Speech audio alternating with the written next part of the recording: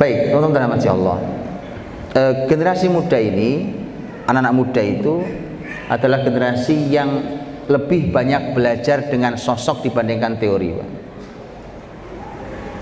Lebih banyak mudah ngajar anak muda itu lebih gampang pakai kisah, pakai sosok orang. Makanya anak-anak muda, makanya lihat teman-teman, bukan sebuah kebetulan, ini penelitiannya penelitian yang panjang. Saya pernah ngobrol tuh dengan teman-teman perfilman, ngobrol, dan saya baru tahu bahwa sampai begitu ya gitu. Saya pernah diceritain oleh teman saya, orang film, dicerita gitu bahwa suara ini saya diatur. Belum berapa hari lalu juga, sebelum saya ke Surabaya juga saya dialog dengan teman-teman teman-teman yang biasa membuat film, membuat show segala macam. Suara ini ada penelitiannya. Ini suara ini, mereka akan turunkan di level berapa, itu akan menembak dada Anda. Yang ditembak itu dada, sehingga ini bahasa-bahasa yang dimudahkan ya supaya orang Pak. Sehingga efeknya adalah orang akan mudah sekali terharu, mudah sekali menangis. Jadi diteliti luar biasa.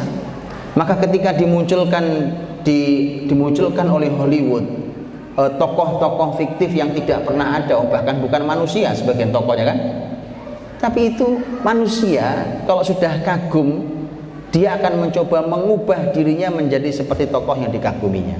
Itulah anak muda. Anak muda itu begitu, belajarnya begitu. Itulah mengapa dalam Islam, laqad kana lakum fi rasulillahi uswatun hasanah, Allah berikan sosok keteladanan itu Rasulullah SAW. Berarti belajar tentang Rasul SAW dan tokoh-tokoh dalam Islam itu menjadi sangat penting, termasuk nanti belajar tokoh-tokoh yang berhubungan dengan ilmunya. Contohnya Al-Jazari tadi kalau bicara tentang teknik. Jadi tokoh ini sangat penting, dan tokoh inilah yang akan menggiring anak-anak muda ini untuk belajar. Jadi jangan salah mengagumi orang, karena salah mengagumi orang itu ujungnya neraka. Ujungnya neraka, Pak. Salah mengagumi orang itu ujungnya neraka. Allah berfirman, wa yauma ya'addu adh-dhalimu 'ala yadayhi yaqulu ya laitani ittakhadtu ma'ar rasuli sabila ya wailata laitani lam attakhidh fulanan khalila. Nanti orang zalim yang pasti masuk neraka itu di hari kiamat menggigit kedua tangannya karena penyesalan luar biasa. Kemudian dia berkata, duhai celaka, mengapa dulu saya tidak mengikuti jalannya Rasul? Itu satu. Dan yang kedua, celakalah aku, mengapa aku dulu berteman akrab dengan fulan. Salah gaul. Jadi ayat sudah mengingatkan, masuk neraka itu gara-garanya salah gaul, salah komunitas, salah gaul, salah komunitas. Maka sosok, mengagumi sosok itu suatu hal yang sungguh sangat luar biasa. Karena kalau sudah kagum dia akan mengubah diri ya. Antum tahu kan ya kisah hari ini orang-orang yang sampai rela mengeluarkan uang ratusan juta rupiah untuk mengoperasi wajahnya supaya mirip dengan sosok yang bahkan fiktif sebenarnya. Sampai segitunya, namanya orang kagum. Karena kalau orang sudah kagum itu kan efeknya pasti akan coba mengikuti. Cara berpakaiannya dicoba ikuti, gaya rambutnya diikuti, sampai cara jalannya diikuti. Namanya orang kagum. Namanya orang kagum itu seperti itu. Oke, dan generasi muda ini harus diberi sosok yang luar biasa. Makanya teman-teman, di dalam Al-Quran lihat, saya sampaikan ke antum, nanti buka surat Al-Kahfi tentang ini sosok muda, anak muda luar biasa. Ini pelajarannya banyak. Di surat Al-Kahfi ada kisah tentang Nabiullah Musa alaihissalam. Nabi Musa alaihissalam yang dipotret dalam surat Al-Kahfi. Nabi Musa ini belajar, diperintahkan Allah untuk belajar kepada orang soleh yang dalam tafsir disebutkan namanya Nabi Khidir, gitu kan ya. Oke, Nabi Musa diminta belajar ke Nabi Khidir. Ya udah, di dalam kisah itu tokohnya dua ini, yang murid namanya Nabi Musa, yang guru namanya Nabi Khidir. Tapi yang tidak terlihat adalah di samping Musa itu ada anak muda yang nempel ke Musa. Itu yang nggak kelihatan. Oleh Quran juga tipis digambarnya oleh Quran. Lihat ya. Apa kalimat Quran? Wa idh qala Musa li fatahu la abrahu hatta ablugha majma'al bahraini au amdiya huquba. Musa berkata kepada anak muda yang bersamanya. Nah, ini ada kisah anak muda, nggak kelihatan, tipis banget dia. Anak muda yang bersama Musa itu, Musa berkata, kata Musa, saya akan terus berjalan sampai bertemunya dua lautan. Kalau tidak ketemu juga, saya akan terus berjalan walau bertahun-tahun lamanya. Gitu. Nanti di perjalanan, begitu sudah lelah di perjalanan, Quran mengungkapkan falamma jawaza, ketika sudah jauh perjalanan mereka, maka Musa berkata lagi pada anak muda, qala li fatahu, berkata pada anak muda yang bersamanya, atina ghada'ana laqad laqina min safarina hadza nasaba. Keluarkan makan siang kita. Yuk kita makan siang ini, keluarkan, karena sudah lelah sekali perjalanan ini. Belum ketemu juga sama gurunya. Jadi bayangkan mau sekolah, mau kuliah itu Musa itu, Alaihissalam mau kuliah, ujian pertamanya jalan kaki, sudah sampai lelah di perjalanan itu, nggak ketemu juga gurunya. Gitu ya. Yuk kita lihat sekarang, kita kupas teman-teman. Satu, ini pelajaran mahal. Lihat pelajaran pertamanya. Anak muda kayak antum-antum ini, nggak penting namanya ada. Nggak penting, eksis nama itu nggak penting. Inilah salahnya anak muda hari ini. Karena kan tuh pengen eksis semua namanya, ya kan, dimunculkan buat channel ini, buat channel itu, buat ini Instagramnya muncul, ini muncul. Ini eksis pak. Lah, anak muda itu, lihat pak, anak muda itu seperti anak muda yang bersama Musa. Antum tahu siapa anak muda itu? Anak muda ini teman-teman, namanya, dan nanti ternyata hasil dia nempel ke Nabi Musa itu, dia menjadi nabi juga. Namanya Nabi Yusha' bin Nun. Yusha' bin Nun itu seorang nabi yang ternyata nanti dia punya prestasi yang tidak bisa diraih oleh gurunya bahkan. Nabi Musa, Nabi Harun itu tidak bisa mendapatkan atau melakukan prestasi ini, mencapai prestasi ini. Tapi sang murid Yusha' bin Nun berhasil melakukannya. Apa itu? Allah perintahkan pada Musa dan Harun, bawa ke masyarakat Bani Israel masuk ke tanah Palestina setelah selamat dari Mesir. Kemudian udkhulul ardul muqaddasata allati kataballahu lakum, suruh masuk ke tanah yang dijanjikan, yaitu Mesir, yaitu Palestina. Tapi Nabi Musa tidak berhasil menggiring Bani Israel masuk Palestina karena orang-orang Bani Israel ketakutan. Inna fiha qauman jabbarin wa inna lan nadkhulaha hatta yakhruju minha. Kami Musa nggak berani masuk Palestina karena di dalam sana ada orang yang kuat-kuat, serem-serem, kami nggak berani. Idhab anta wa rabbuka faqatila inna hahuna qa'idun. Mereka mengatakan, Musa kamu pergi sama Tuhanmu, perangi mereka, nanti kalau udah menang kabari kami. Itu kurang ajarnya Bani Israel. Oke. Musa tidak berhasil sampai Nabi Musa meninggal, Nabi Harun meninggal, tidak berhasil membawa Bani Israel masuk ke Palestina. Siapa yang berhasil? Sang murid Nabi Yusha' bin Nun. Apa pelajarannya? Begini pelajarannya teman-teman. Anak muda itu tidak penting eksis namanya, tapi yang paling penting adalah antum membuat karya yang akan memaksa sejarah untuk mewiridkan nama anda ketika menyebutkan sebuah karya. Itu yang paling penting. Gak penting banget, antum gak punya Instagram gak apa-apa, gak punya channel gak apa-apa, gak penting banget. Oh antum punya nama-nama gak ada karya. Lihat Yusha' bin Nun, di Quran tidak disebut namanya, kisahnya tipis, cuma ditempelin ke Musa. Tapi lihat karyanya, begitu ya.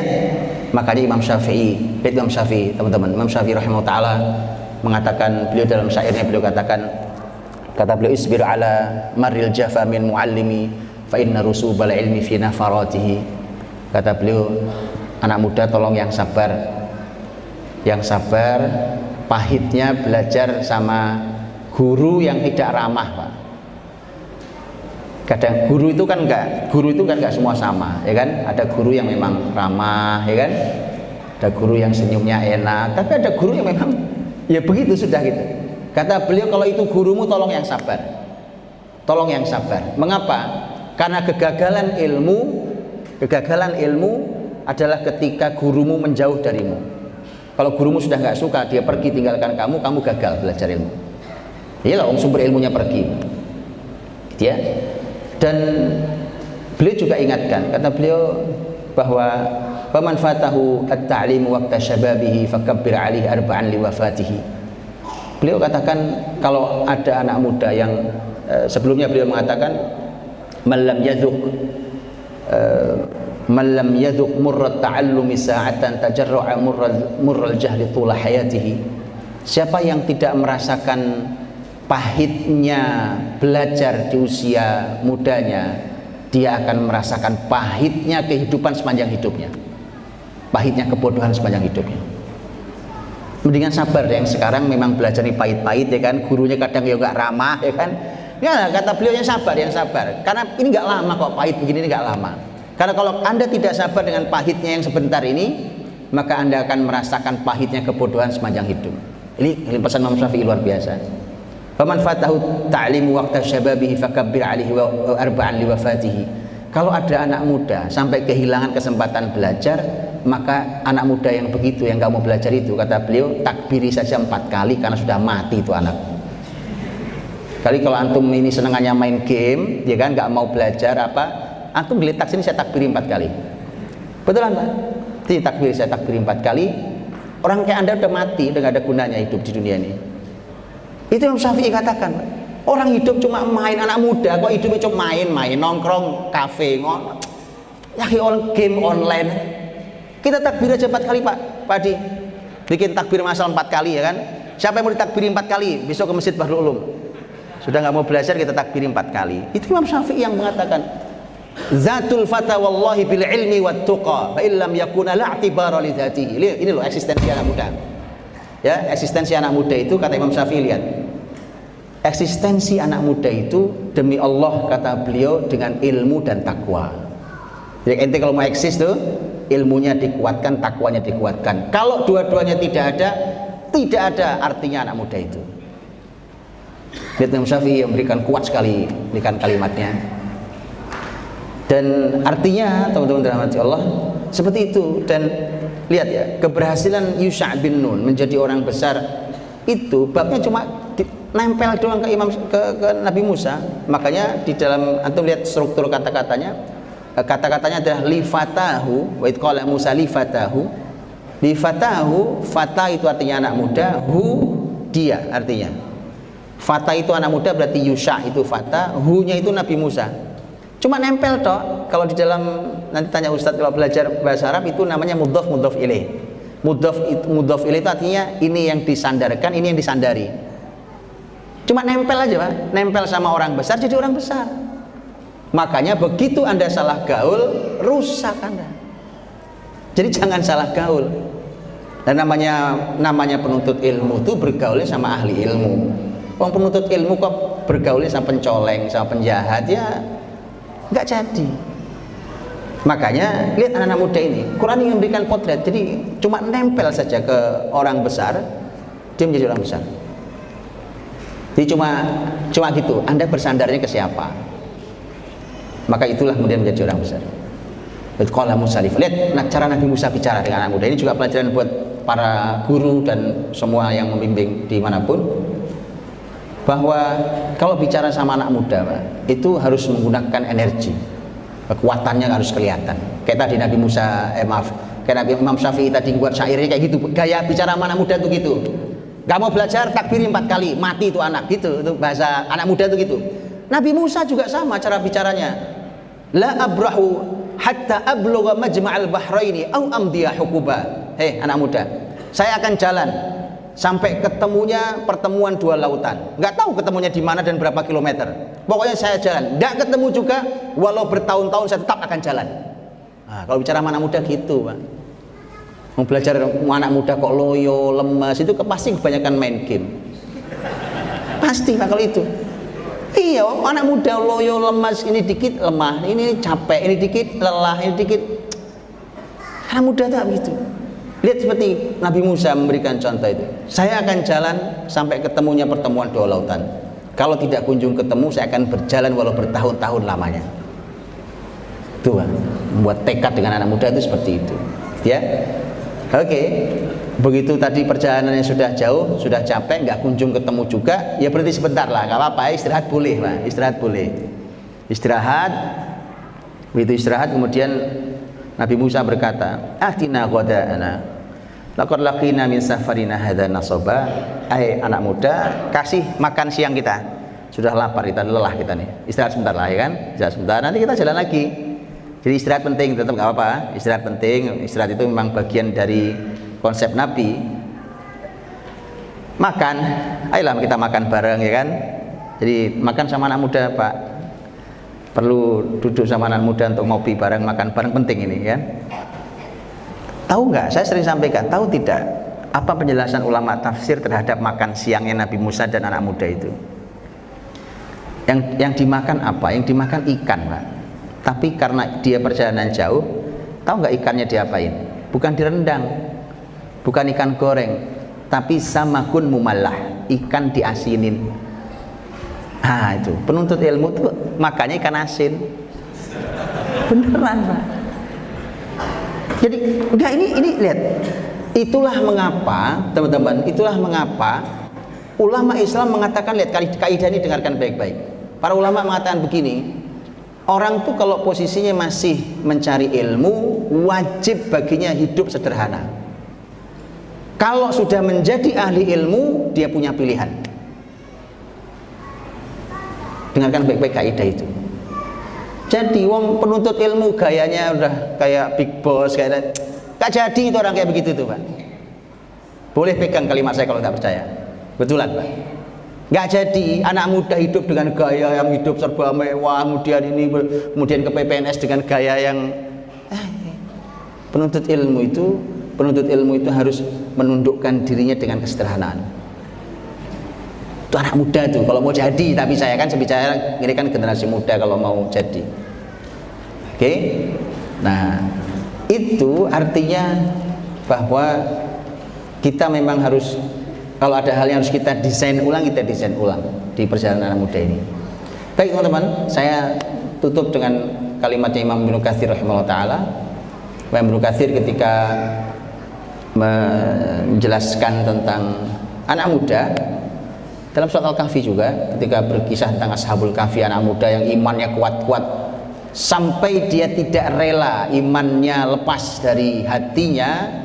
Kalau tukarannya mereka harus menukarnya dengan hidup tidak nyaman, mereka memilih hidup tidak nyaman. Itu anak muda yang top. Kalau saya harus hidup tidak nyaman, dengan tukarnya adalah melepas iman saya, maka saya akan ganti. Saya rela hidup tidak nyaman asal iman tetap ada di hati. Itu anak muda Pak. Itu kisah Ashabul Kahfi. Allah berfirman bahwa mereka adalah fityatun amanu bi rabbihim wazidnahum huda. Mereka adalah anak-anak muda. Ashabul Kahfi itu anak-anak muda yang beriman pada Rabbnya dan ditambah petunjuk. Dan Imam Ibnu Katsir dalam tafsirnya mengatakan begini, kata beliau, bahwa dan begitulah Rasul Muhammad SAW pun dakwah beliau, kebesaran beliau itu dikelilingi oleh anak-anak muda. Makanya sunatullahnya kebangkitan itu ada di anak-anak muda. Jadi kalau mau bangkit, yang didekati anak-anak muda. Anak muda yang harus didekati ini, makanya yang begini-begini ini kalau didekati Pak, ini adalah sumber kebangkitan Islam. Jadi kita sudah nggak bicara lagi tentang bingung di simpang peradaban ya kan, mau kini, ke kanan, mau depan, mau belakang lah. Ada yang akan membangun peradaban itu. Dan saya sarankan teman-teman membaca bukunya Profesor Dr. Raqib As-Sirjani tentang sumbangsi Islam untuk peradaban dunia, Madza qaddamal muslimu lil alam, karena di muqaddimah cukup panjang. Ini menjawab yang disampaikan Pak Adi tadi. Peradaban yang mana yang dimaksud? Dan memangnya apa? Karena peradaban banyak. Mesir punya peradaban, Cina punya peradaban, India punya peradaban, Yunani punya peradaban, ya kan? Terus apa bedanya peradaban Islam dengan semua peradaban itu? Itu di muqaddimah panjang beliau bicara, ya kan? Dan setelah itu baru bicara detail satu persatu di berbagai bidang. Dan perlu antum ketahui, Profesor Dr. Raqib As-Sirjani itu orang Mesir. Itu aslinya beliau adalah dokter spesialis bedah ortopedi, tapi pakar sejarah Islam. Gitu-gitu teman-teman ya. Gitu. Hafal Quran 30 juz. Oh iya, hafal Quran 30 juz. Itu maksud saya. Ledakannya lain gitu ya. Ledakannya pasti akan berbeda karena memang isinya bukan karbit. Gitu ya. Isinya bukan karbit. Isinya adalah mikronuklir, kan beda ledakannya. Pasti beda gitu. Kalau isinya karbit ya itu petasan tuk gitu. Kalau mau isi meledakannya dahsyat dengan barang yang kecil itu, maka isinya harus berbeda. Itu Anda baca buku itu, maka itu semua buku itu hanya memukadimahi dari sumbangsi Islam terhadap peradaban bumi ini, dan semua itu ditopang oleh generasi muda Islam. Wallahu a'lam bishawab. Assalamualaikum warahmatullahi wabarakatuh.